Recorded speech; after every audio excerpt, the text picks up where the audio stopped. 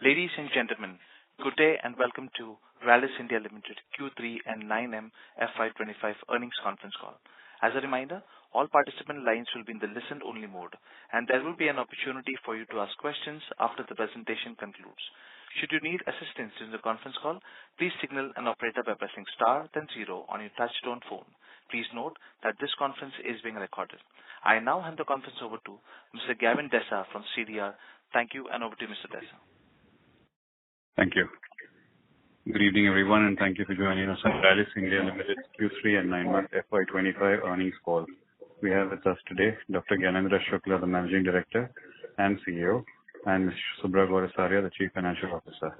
Before we begin, I would like to mention that some of the statements made in today's discussion may be forward-looking in nature and may involve risks and uncertainties. A detailed statement in this regard is available in the results presentation. I now invite Dr. Shukla to begin proceedings of the call. Over to you. Thank you, Gavin. Good evening, everyone, and thank you for joining us today on our Q3 fiscal year 25 earnings call. As mentioned by Gavin, I have alongside with me Subhra, our CFO. Let me begin the discussion by delving into the industry landscape initially, post which I will discuss Rallis' specific developments. As far as crop sowings are concerned, Rabi sowings are roughly 16.5 million hectares, which are down by 0.5% over last year. That is the data available as on 27th of December, with oil seed lagging by 5%, wheat area is up by 2%, rice area is up by 5.6%, and pulses area is more or less same as last year. Reservoir levels are better compared to last year by plus 24%, and 139% of the overall normal storage as of 26th December. While the overall headline for the monsoon is positive, spatial and timely distribution was uneven. Also, post-monsoon season with two cyclones, Diana in October, Fengal in December, created trade inventory pressure. Companies also resorted to aggressive trade schemes to liquidate the carry-forward inventory, creating pricing challenges. Seed production continues to face the challenges for the second year in a row, with volumes under pressure despite a steep increase in input cost.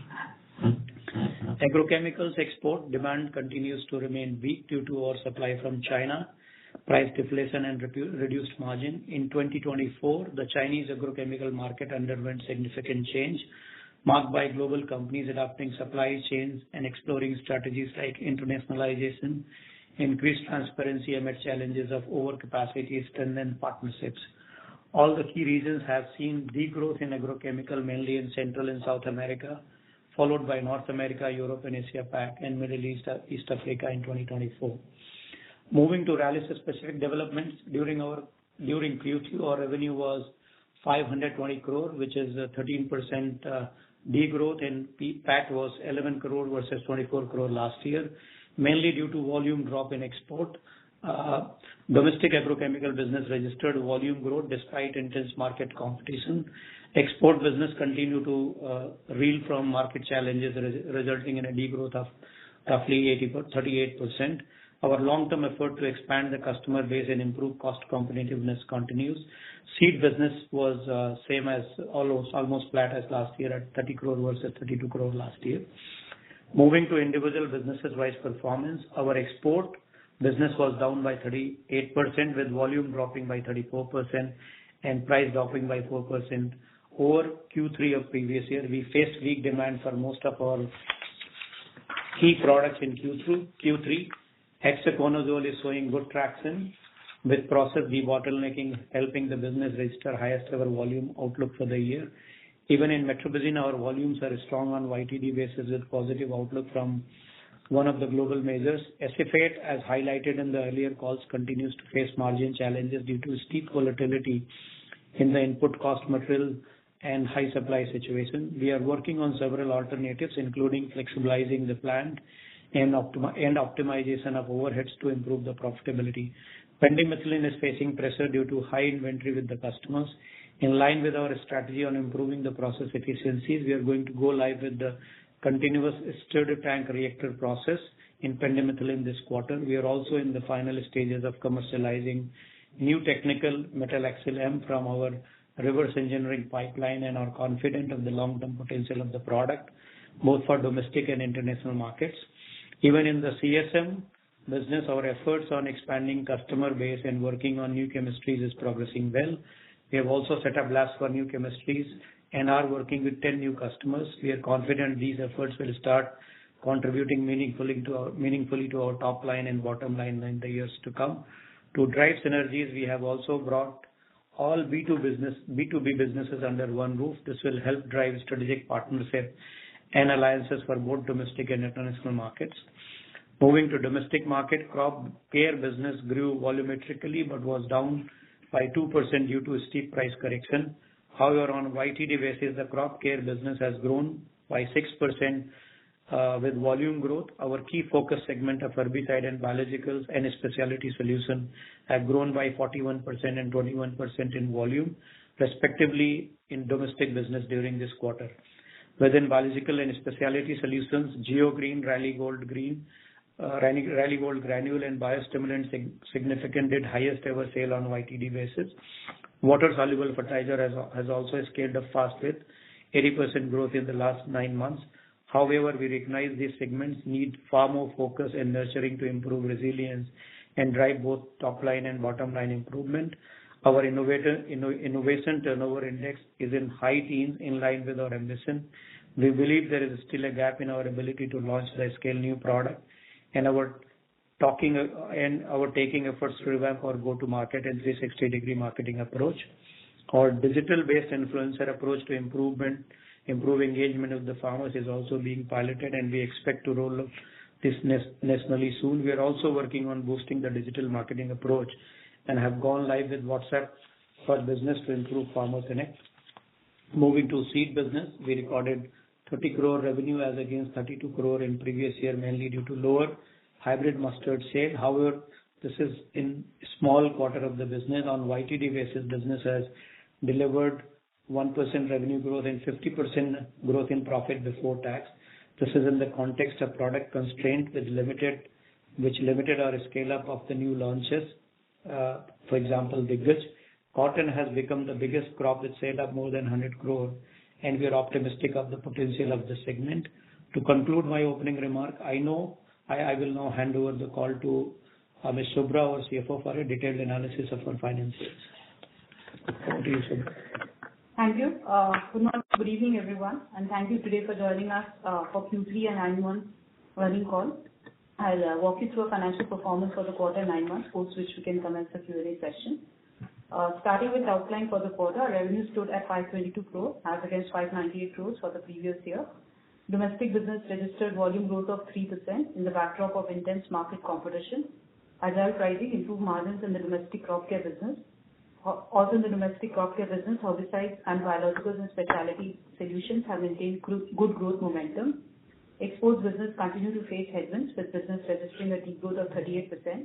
However, we are quite confident of the long-term potential with actions taken around expanding customer base and improving cost competitiveness. Seeds business was 30 crores as against 32 crores for the last quarter same period. Profitability for the company was impacted due to challenges in the exports business. Our efforts continue to be directed towards optimizing the overhead costs, including portfolio rationalization, refresh of the portfolio, territory rationalization, removing overlaps and driving cost efficiencies and simplification across the value chain. Our inventory levels have been brought down without causing any business opportunity loss. Collections have also improved despite high market competition. We continue to have healthy cash and liquid fund balance of more than 200 crores as of 31st December. We will continue to drive capital efficiency. The recent initiatives will help us in our pursuit towards consistent, competitive and profitable growth. Our CapEx has been moderated in line with the demand, and our focus is to firstly improve the utilization and ROI of the already invested CapEx. We have recently received board approval for solar panel installation in our manufacturing units, which will help reduce electricity costs and also carbon footprint. That concludes the opening remarks. We can now commence the Q&A session. Thank you. We will now begin the question and answer session. Anyone who wishes to ask a question may press star and 1 on your touch-tone telephone. If you wish to remove yourself from the question queue, you may press star and 2.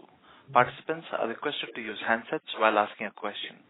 As a reminder to all the participants, please restrict yourself to 2 questions. Ladies and gentlemen, we'll wait for a moment while the question queue assembles.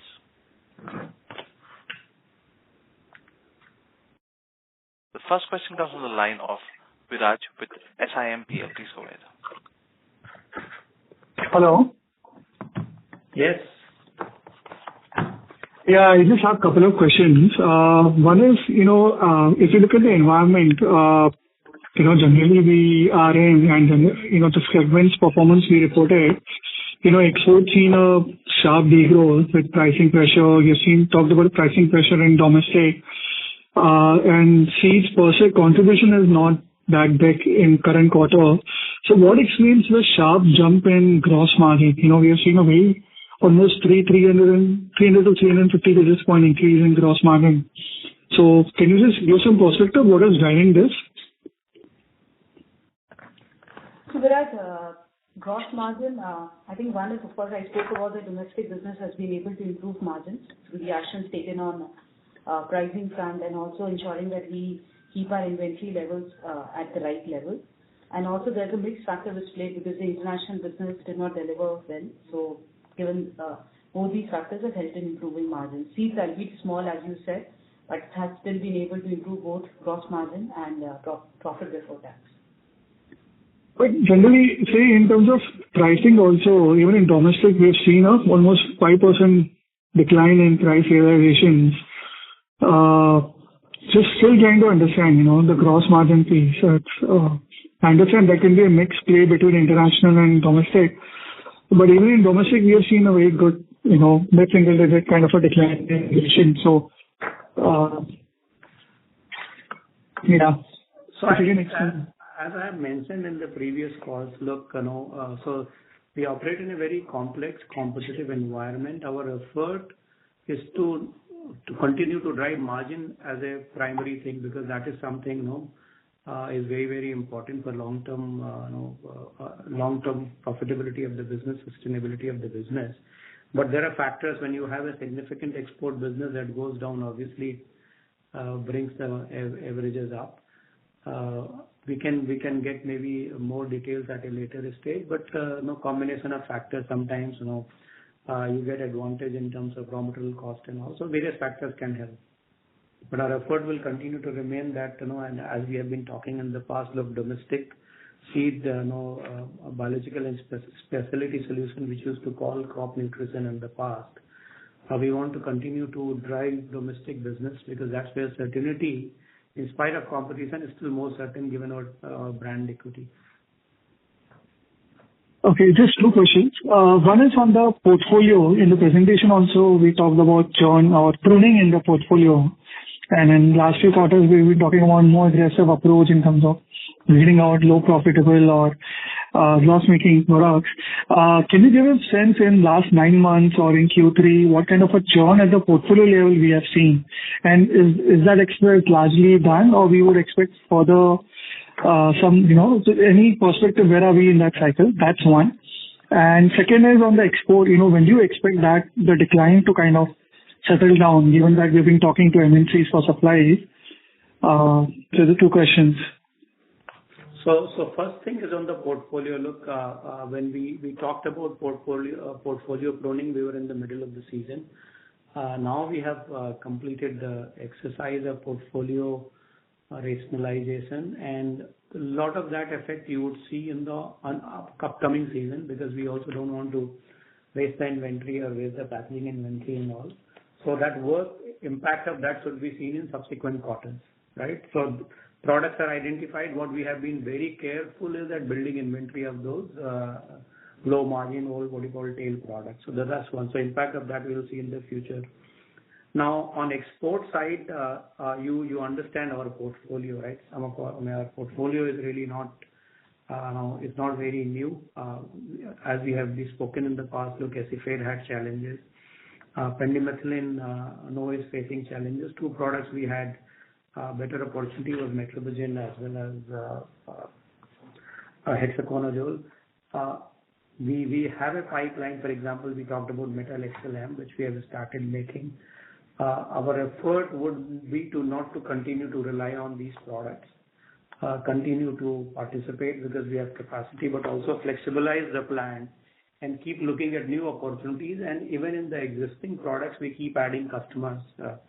And to that extent, we have started investing more time with the potential customers, developing new customers. And some of these things, they do take time, because when you get a new customer, you have to supply them sample, they have to test the sample, they have to approve you as a vendor and all of that. But we know that we don't have a very new portfolio, but within that, we are trying to really take maximum advantage of what we have, also trying to slowly switch over to a newer portfolio. But given the global context of the market, I think global market forecast, given the commodity prices of key commodities like corn and soybean, including wheat, remain low. The forecast for 2025, I don't think is very strong as far as international business is concerned, and this is primarily driven by Americas. Thank you. Mr. Viraj, please rejoin the queue for more questions. Next question comes from the line of Ankur Periwal with Axis Capital. Please go ahead. Yeah, hi sir. Thanks for the opportunity. First question on the domestic, crop protection business. If I heard the initial comments right, you mentioned YTD we are up 5-6%. Please correct me if I'm wrong. I think in the first half we were up, mid-high teens, probably more like 16-18%. Yeah. Is there a sharp decline in Q3 and probably key reasons for the same? So one of the reasons is that, and I have probably alluded that in the past, is that look, Q3 depends on two factors. One is Q3 is a very strong herbicide business, because in Q3 wheat herbicide business is big, sugarcane herbicide business is big, and rice herbicide business is big. And I have been highlighting we have weakness in the herbicide portfolio, so some of the work we have started. So Q3 is generally from herbicide perspective, that's the largest segment, is weak for us. The other two big products which go in the Q2 are some specialty products in vegetable, and then there's a continuation of Kharif season in Rabi. This year, all of you, if you have noticed, there was an abrupt cessation of monsoon in the month of September, right? So it actually didn't rain a lot in October, November like previous 3 years. So I think it's just portfolio weakness in Q3 and abrupt cessation of Kharif consumption, as well as weak chili season. Right? This year chili prices have been very low. So some of those things actually explain why Q3 is slightly weaker for us. Okay, sure. Secondly, on the export side, you did mention that Fendi also is facing some pressure. Well, if I'm not wrong, till last quarter it was largely acephate, wherein we were facing some challenges. Right. While Fendi was doing okay. So any specific comments there? Inventory-led issues again cropping up. Yeah, well, I think, look, pendimethalin challenges are basically because of the inventory at the user level, right? That is what is causing problem. Another thing, I think we probably need to, we cannot continue to undermine the Chinese overcapacity and their ability to undercut prices in the global market. Thank you. Mr. Periwal, please rejoin the queue for more questions. Next question comes from the line of S. Ramesh with Nirmal Bang Equities. Please go ahead. Good evening and thank you very much. In your presentation, can you give us a breakup of this 492 crores of domestic revenue and the export revenue, and for the bio and specialties, if you can break it up for us? So 492, large proportion of it, I would say, has come from domestic crop care. Biologicals and specialty solutions we have mentioned in the presentation as well has done well, clocking 13% growth on Q3 basis, and even on a YTD basis has done 24% growth. International business continues to be a challenge. So is it possible to give the breakup of the international revenue in rupees crores? It's 110 crores. Thank you. Mr. Ramesh, please rejoin the queue for more questions. Next question comes from the line of Shaurya Puyani with Arjav Partners. Please go ahead. Hi, I'm audible. Hello. Yeah. Yeah, so would you actually give a guidance as to the top line for FY26? So we don't give any forward guidance, but we will talk in this call on what are the challenges and what are the opportunities for us. Okay. And so one more, out of the international revenue, what country is the highest, like in terms of percentage? Americas. It goes most of our business is primarily American. Thank you. Mr. Punyani, please rejoin the queue for more questions. Next question comes from the line of Viraj with SIMPL. Please go ahead. Yeah, hi. Thanks for the opportunity again. Hello? Yeah. Yeah, go ahead. Yeah. So just on the portfolio pruning part, can you give some perspective what kind of hit we can see in coming quarters, the portfolio which you think is not that profitable or attractive for us to be in? Viraj, can you repeat your question? We're not able to clearly understand. So, we talked about that in coming quarters, we've done with experts in terms of review of the portfolio, and we'll be looking to prune a certain part of the portfolio in coming quarters. So just to get a sense on this, what percentage of the portfolio you think is not that profitable and which, we will be exiting in next, say, 6 months to a year? Yeah. So in terms of number of SKUs, it is very significant, right? I think we have a long tail. It is very high double-digit number. In terms of revenue, I think maybe I cannot tell you now, but I can tell you when we can have separately discussion on this. But Viraj, this is not a question of less profitable. I think what we are saying is the focus and the effort from the team goes a lot in serving tail, which is where we are looking. The impact is not going to be material on top line and bottom line perspective. Okay. Second question. What is important is that our sales team, rather than trying to handle so many SKUs, they put all their energy on a smaller number of SKUs. Okay. And it also helps in improving supply chain complexity. Understood. And from an ITI perspective, say either for 9 months or the quarter, what will be the ITI index for us? So we consider, I think for me, healthy ITIs, we can always keep above 15%, right? At this point of time, we probably are above 15%. I think it's more to look at it on a longer term and what are the actions we are taking to refresh the portfolio with us. Thank you. Mr. Viraj, please rejoin the queue for more questions. Next question comes from the line of Prit Nagartheth with Wealth Finserv. Please go ahead. Yes, the question I have is related to your guidance for the domestic guidance at least for quarter 4. So are you seeing continued traction? The way you have explained that Q3 has seen increase in volumes and herbicide obviously comes off and maybe insecticide, pesticide demands will increase in quarter 4. So do you see a better domestic performance from your side? Yeah. So as I said, look, herbicide, we are strengthening as portfolio. Now, a lot of what happens in quarter 4 from a consumption perspective. So from crop area perspective, it is more or less similar compared to last year with the change in crop mix. For example, mustard is down, but wheat is up. In fact, so from crop area perspective, it is the same area as last year. A lot of consumption of fungicide and insecticide depends on the kind of pest pressure. So it's very difficult to know. So you always go by what is the normal pest expected, what is the normal volume vis-a-vis previous year, and what is the competitive situation. So difficult to say what will happen at this point of time. All I can say, at least crop is there. Having said that, commodity prices are soft compared to even previous years. So, but if pest pressure is high, farmers would tend to resort to use of chemicals to protect their crop. So it's difficult to say how things will evolve because there's no solid mathematical model available to say what kind of pest pressure will happen.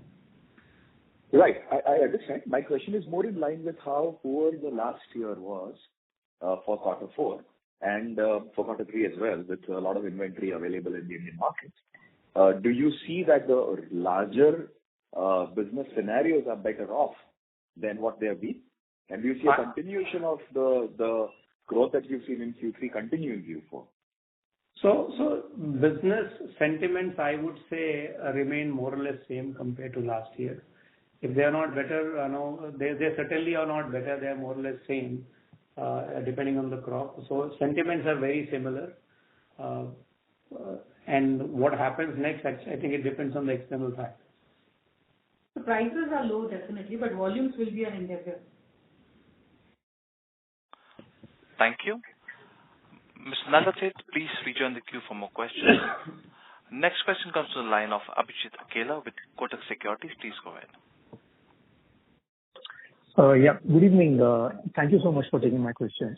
So first on the Rabi season in the crop care business, you did mention the fact that those cyclones had created additional trade inventory and maybe also created pricing pressure because of the trade scheme. So would it be possible to just give us some slightly more color in terms of how things stand at present? Are the inventories still elevated or have they been cleared out? And are you still seeing aggression in terms of pricing from the leading competitors? So, I think from what I understand, pricing pressure continues in the market, and there's no shortage of inventory. I think everybody is sitting on the inventory and leaving in the market to Please go ahead.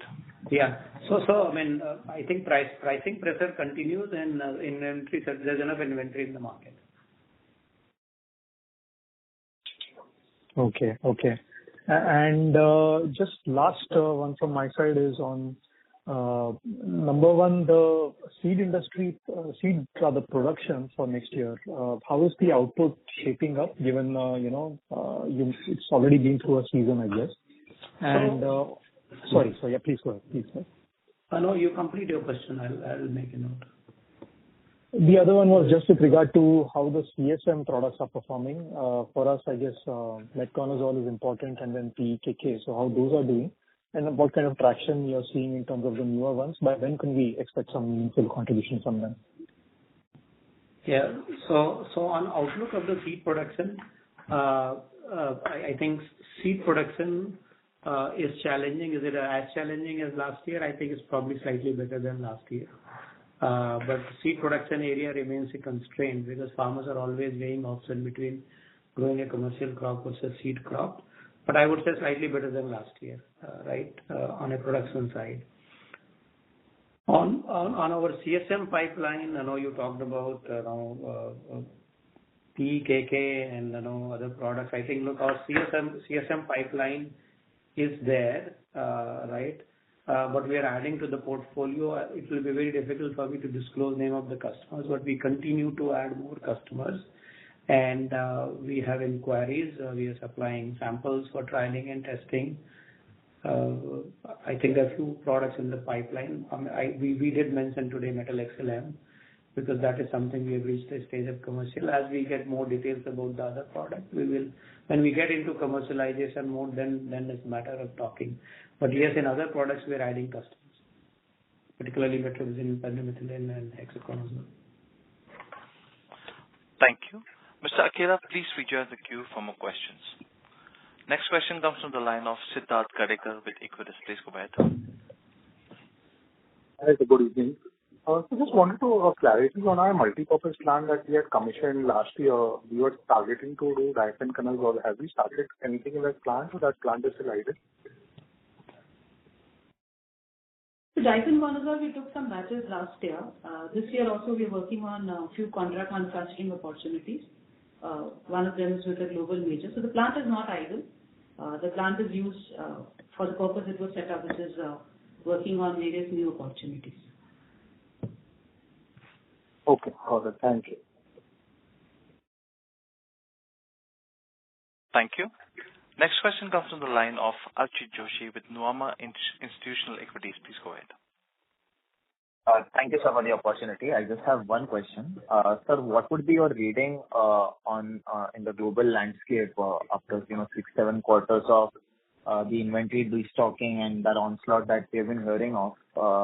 And you also mentioned in your opening remarks about quite a lot of inventory still there in the system in products like Pendi.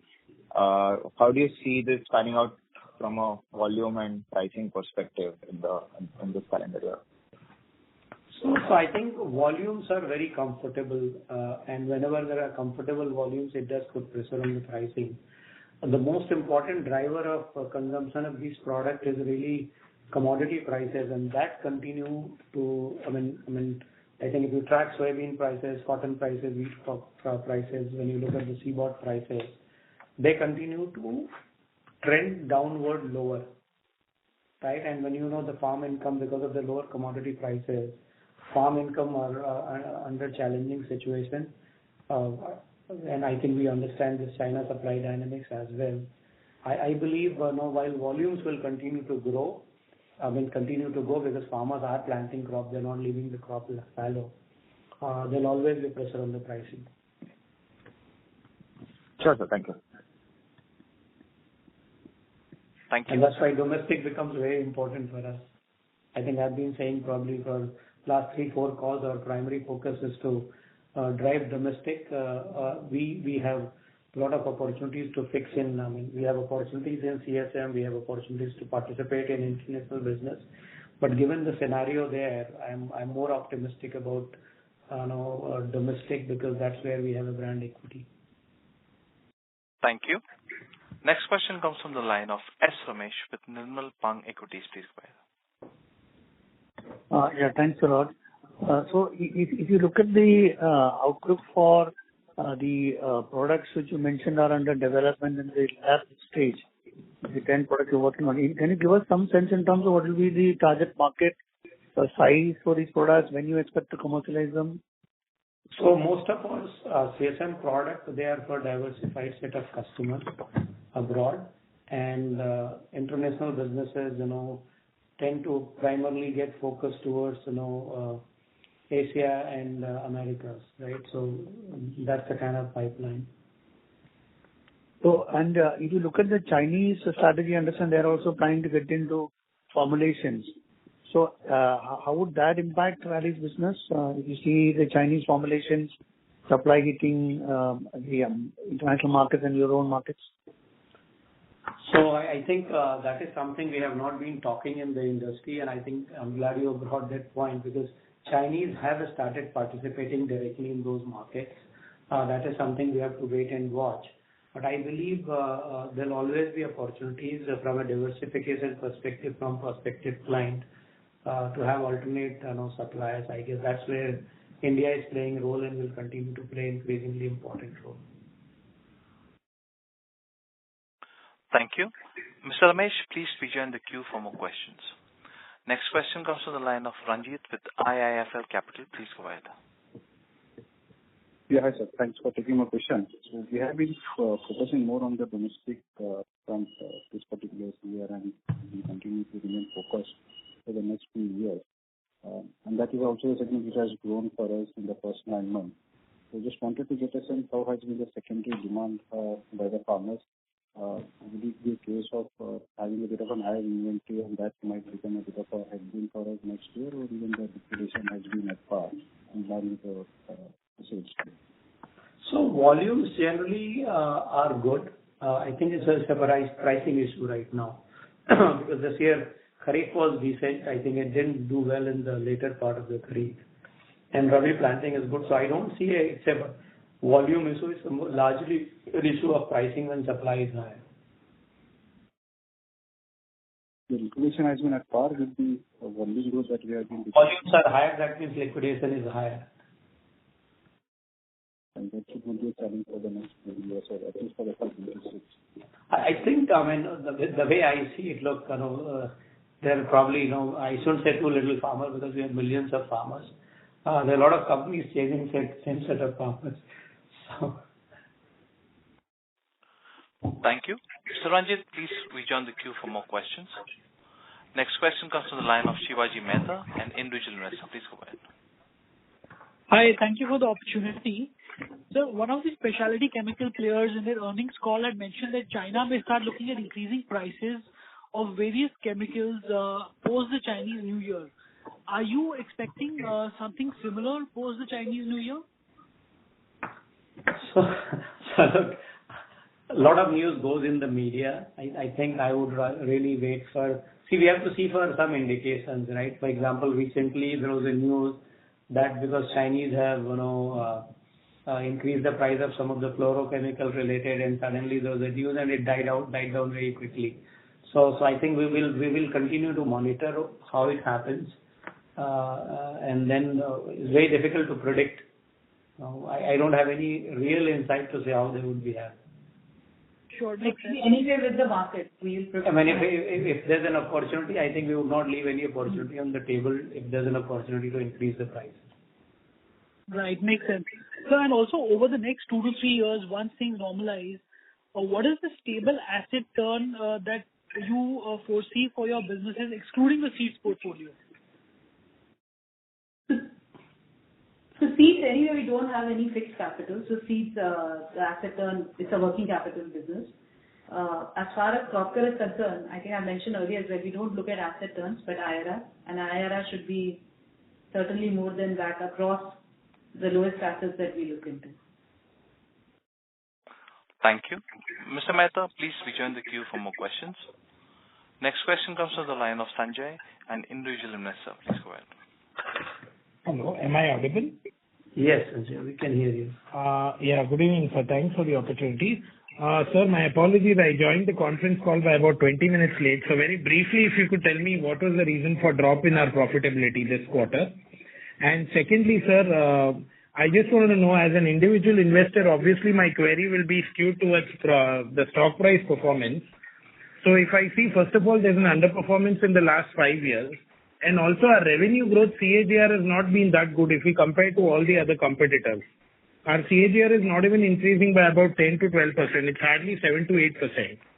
So how does our company foresee the next 5 years in terms of revenue and profitability? Yeah, I don't know, Sanjay, if you have attended the previous conference calls, but I have been trying to articulate some of the steps we are taking to really turn around this business and bring in line with the industry or do better than industry. There are quite a few things we are doing. For example, this business is a product business. We are looking at significantly revamping our product portfolio. We have gaps in certain areas, particularly herbicides, and also we are working on those. We have now a decent seed business, which has taken a while to stabilize. I think we can continue to deliver on seed.